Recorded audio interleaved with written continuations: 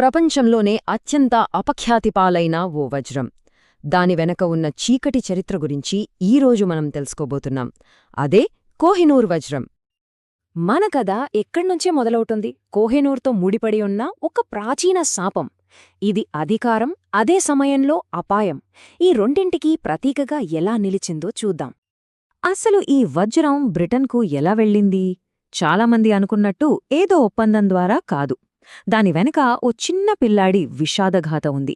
ఆ కథేంటో ఇప్పుడు చూద్దాం. అది రెండవ ఆంగ్లో సిక్కు యుద్ధం ముగిసిన సమయం. అప్పుడు సిక్కు సామ్రాజ్యానికి చివరి పాలకుడు మహారాజా దులీప్ సింగ్. పాపం ఆయన్ని బలవంతంగా కోహినూర్ వజ్రాన్ని బ్రిటిష్ వాళ్లకు అప్పగించేలా చేశారు. అంటే ఆలోచించండి, అప్పుడు ఆ అబ్బాయి వయసు కేవలం 11 ఏళ్లు మాత్రమే. ఆ తరువాత సరిగ్గా 15 ఏళ్ల వయసులో దులీప్ సింగును కన్నతల్లి నుండి వేరుచేసి సముద్రాలు దాటించి ఇంగ్లండ్కు పంపించారు. అక్కడ అతన్ని బ్రిటిష్ రాణి సంరక్షణలో ఉంచారన్నమాట. ఇంగ్లండ్లో అతని జీవితం ఎలా సాగిందంటే, క్రైస్తవ మతంలోకి మార్చారు, విక్టోరియా రాణి కొడుక్కి మంచి ఫ్రెండ్ అయ్యాడు, సంవత్సరానికి పెద్ద మొత్తంలో భరణం కూడా ఇచ్చారు. కాని చివరికి అదే ఇంగ్లాండ్పై తిరుగుబాటు చేసి 55 ఏళ్ల వయసులో ప్యారిస్లో పేదరికంలో చనిపోయాడు. అంటే చూడండి, ఆ వజ్రం వెనుక ఎంతటి విషాదం దాగి ఉందో.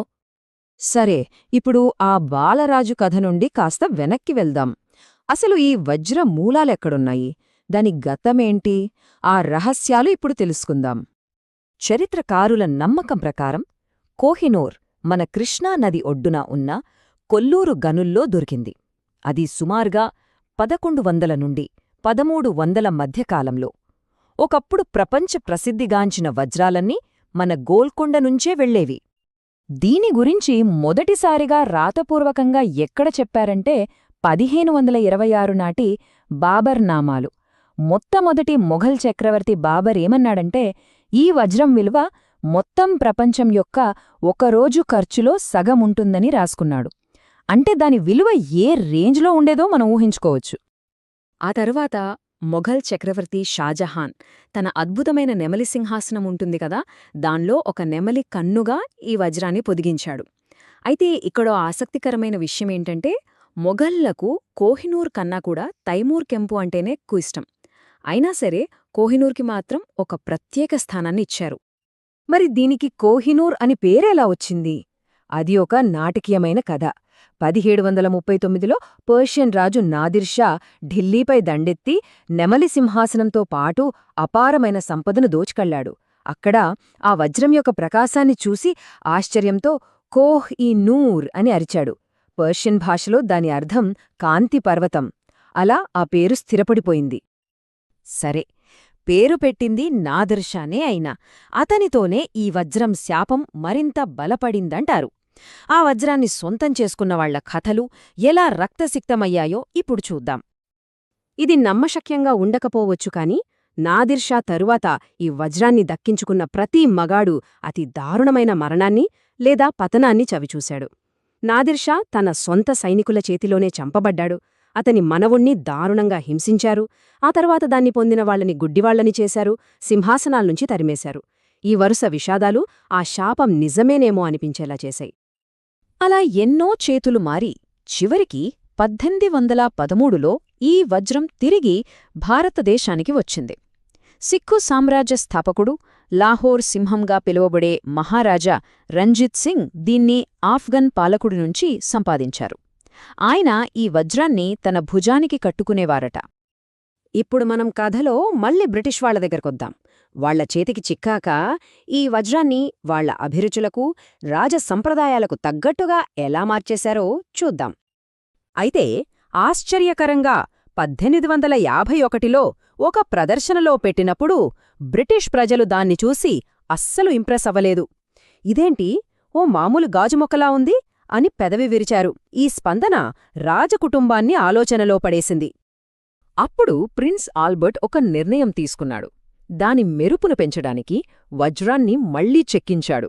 ఈ ప్రాసెస్లో దాని అసలు బరువులో ఏకంగా 40% పైగా కోల్పోయింది. పరిమాణం తగ్గినా దాని మెరుపు మాత్రం రెట్టింపోయింది. ఆ శాపం విషయం గుర్తుండే ఉంటుంది కదా. దాని గురించి భయపడిన బ్రిటిష్ రాజకుటుంబం ఒక రూల్ పెట్టింది. అదేంటంటే కోహినూర్ను కేవలం రాణి లేదా కాబోయే రాణి మాత్రమే ధరించాలి. అందుకే ఏ బ్రిటిష్ రాజు కూడా దాన్ని తన కిరీటంలో పెట్టుకోలేదు. ఇప్పుడు కథను వర్తమానానికి తీసుకొద్దాం. ఈ వజ్రం ఎవరిది? దీని యాజమాన్యంపై ఉన్న అంతర్జాతీయ వివాదం ఏంటి? ఆ సంక్లిష్టమైన విషయాలను ఇప్పుడు చూద్దాం. శశి థరూర్ లాంటి వాళ్ళు ఏమంటారంటే, కోహినూరు వజ్రం వలసవాదం వల్ల భారతదేశానికి జరిగిన ఆర్థిక నష్టానికి ఒక శక్తివంతమైన చిహ్నం. లెక్కలు చూస్తే బ్రిటిష్ వాళ్లు రాకముందు ప్రపంచ ఆర్థిక వ్యవస్థలో మన వాటా 23%. వాళ్లు వెళ్ళిపోయేసరికి అది 4% కన్నా తక్కువకు పడిపోయింది. ఈ వజ్రం మాదంటే మాదని క్లెయిమ్ చేస్తున్న దేశాలు కేవలం భారతదేశం మాత్రమే కాదు, పాకిస్తాన్, ఆఫ్ఘనిస్తాన్ ఇంకా ఇరాన్ కూడా దీనిపై హక్కును కోరుతున్నాయి. ప్రతి దేశానికి దాని వెనుక బలమైన చారిత్రక కారణాలు ఉన్నాయి. అందుకే ఈ సమస్య మరింత క్లిష్టంగా మారింది. సరే, చట్టపరంగా చూస్తే ఈ వజ్రాన్ని వెనక్కి తెప్పించడం చాలా చాలా కష్టం. ఎందుకంటే దీనికొక పెద్ద అడ్డంకి ఉంది. అదే 1970 యునెస్కో ఒప్పందం. ఈ ఒప్పందం దొంగిలించబడిన సాంస్కృతిక సంపద గురించే, కాని దీన్ని పాత కేసులకు వర్తింపచేయలేరు. దానికి తోడు ఇంకో చిక్కు కూడా ఉంది. అసలు ఈ వజ్రం చేతులు మారినప్పుడు ఇప్పుడున్న దేశాల సరిహద్దులే లేవు. మరి అలాంటప్పుడు అసలైన యజమాని ఫలానా దేశమని చెప్పడం దాదాపు అసాధ్యం కదా. అయితే ఇంతటి చీకటి చరిత్ర ఉన్న ఈ వజ్రాన్ని తిరిగి ఇవ్వాలా, లేక అది ఉన్న చోటనే వదిలేయడం మంచిదా? ఈ విశ్లేషణను మనం ఒక సమాధానంతో కాకుండా ఈ ఆలోచింపజేసే ప్రశ్నతోనే ముగిద్దాం. దీనిపై మీ అభిప్రాయమేంటో ఆలోచించండి.